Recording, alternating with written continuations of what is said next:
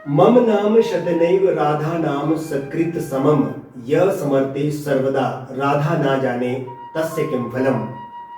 पुराणों के अनुसार अष्टमी तिथि को कृष्ण पक्ष में श्री कृष्ण का जन्म हुआ था और इसी तिथि को शुक्ल पक्ष में देवी राधा का भी जन्म हुआ था। और बरसाने में जहाँ पे राधा जी का जन्म हुआ था वहाँ तो राधाष्टमी का त्योहार बड़ी धूमधाम से मनाया ही जाता है, क्योंकि वो तो राधा जी का जन्म स्थान है, आराध्य स्थल है। लेकिन पूरे भारत में ये पर्व बड़ी हर्षोल्लास के साथ मनाया जाता है।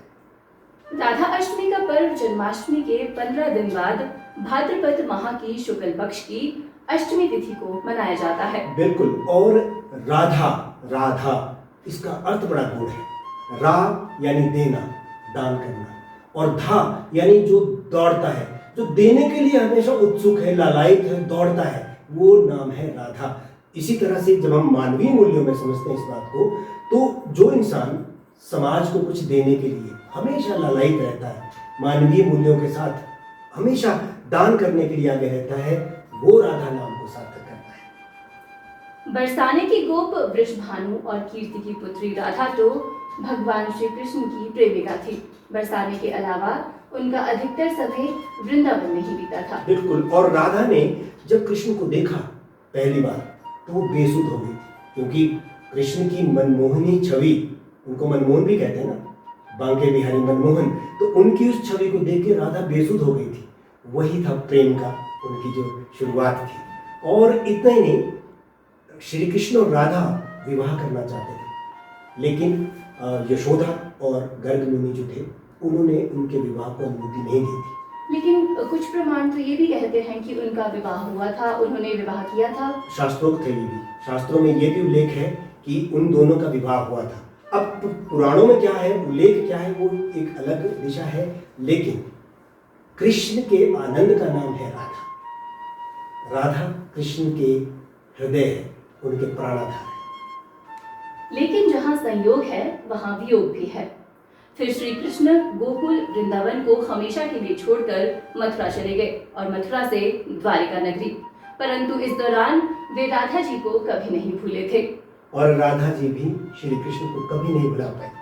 इतना ही नहीं, जब कृष्ण वृंदावन छोड़कर मथुरा चले गए तब राधा के लिए उन्हें देखना और उनसे मिलना बहुत कठिन हो गया, दुर्लभ हो गया। और क्योंकि वो तो एक दूसरे को प्रेम करते थे, तो उस नाते भी राधा जी उनके मिलन के लिए तड़प गई। पर कहते हैं कि उनका जो पुनर्मिलन हुआ था वो कुरुक्षेत्र में हुआ था, जहाँ सूर्य ग्रहण के अवसर पर द्वारिका से कृष्ण और वृंदावन से नंद के साथ राधा आई थी। बिल्कुल। और राधा सिर्फ कृष्ण को देखने और उनसे मिलने नंद के साथ कुरुक्षेत्र तक पहुंच गई थी, सिर्फ कृष्ण को देखने के लिए।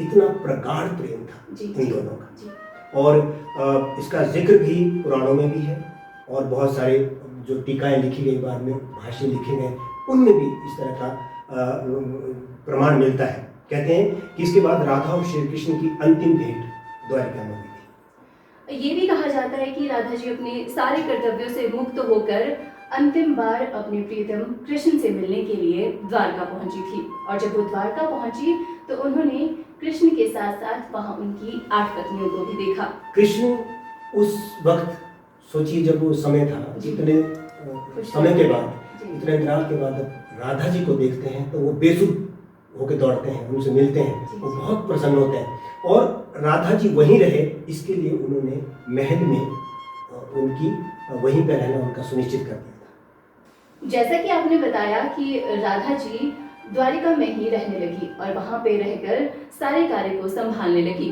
पर जैसे ही उन्हें मौका मिलता था वो श्री कृष्ण को निहारने चली जाती थी। वो भी क्यों ना, वो द्वारिका गई ही श्री कृष्ण जी के लिए थी।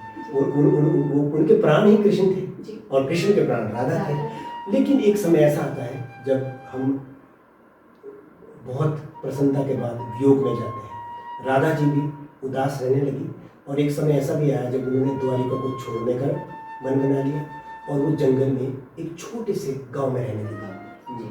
और वहाँ पर धीरे धीरे उनका समय तो बीतने लगा, लेकिन जब उनका आखिरी समय आता है तब क्या होता है सपना जी? कहते हैं कि जब उनका आखिरी समय आता है तो वो कृष्ण को बहुत याद करने लगती है। और एक दिन कृष्ण जी उनको दर्शन भी देते हैं और उनको बोलते हैं कि राधा जी आप कहिए आपको क्या चाहिए राधा, तुम मेरी प्रिय हो, तुम मेरी आराध्य हो, बताओ तुम्हें आखिरी समय में क्या चाहिए। कृष्ण बार बार उनसे अनुरोध करने लगे। लेकिन वो बार बार कह रही थी कि आपके दर्शन हो गए, मुझे कुछ चाहिए नहीं। जी। लेकिन बार बार कृष्ण के अनुनय देने पर राधा जी कहती है कि एक बार अपनी वो मधुर तान, बांसुरी की तान सुना दो। जी। तो उसके बाद श्री कृष्ण भगवान उस बांसुरी की तान को छेड़ते हैं और ऐसा कहा जाता है कि वो लगातार कई दिन तक उन्होंने बांसुरी की तान छेड़ी। और मैंने तो ये भी सुना है कि उसी बांसुरी की धुन को सुनते सुनते राधा जी ने अपने प्राणों का त्याग कर दिया था। उसी वक्त बांसुरी की तान सुनते सुनते श्री कृष्ण जी के सामने उन्होंने अपने देह त्याग दी थी। कहते हैं ना कि राधा जी श्याम के बिना आधी है और श्याम राधा के बिना आधा। श्री कृष्ण के प्राण राधा जी हैं जी। और श्री कृष्ण का हृदय भी राधा है।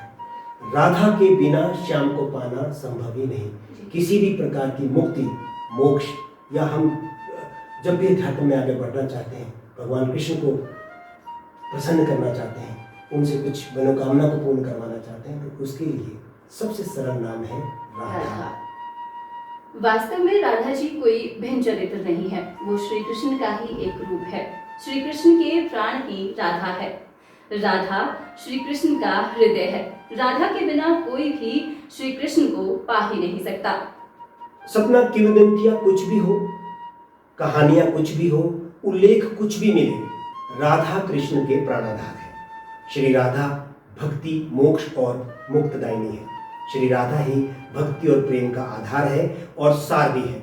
आज जो वृंदावन में प्रेमानंद जी क्षेत्रवास कर रहे हैं, वो तो साक्षात कहते हैं कि उनको राधा जी ने दर्शन दिए। और एक बात हमेशा आज भी वर्तमान में अभी भी बराबर कही जाती है कि हर रोज वृंदावन के निधि वन में भगवान राधा कृष्ण आते हैं और शाम को रासलीला करते हैं।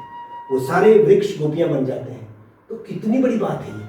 राधा जी तो कण कण में बसे हुए वृंदावन की, और जो कण कण में है उनके अवतरण को ही राधा अष्टमी कहते हैं। आप सभी भी पावन पवित्र इस पर्व को हृदय की गहराई से मनाएं।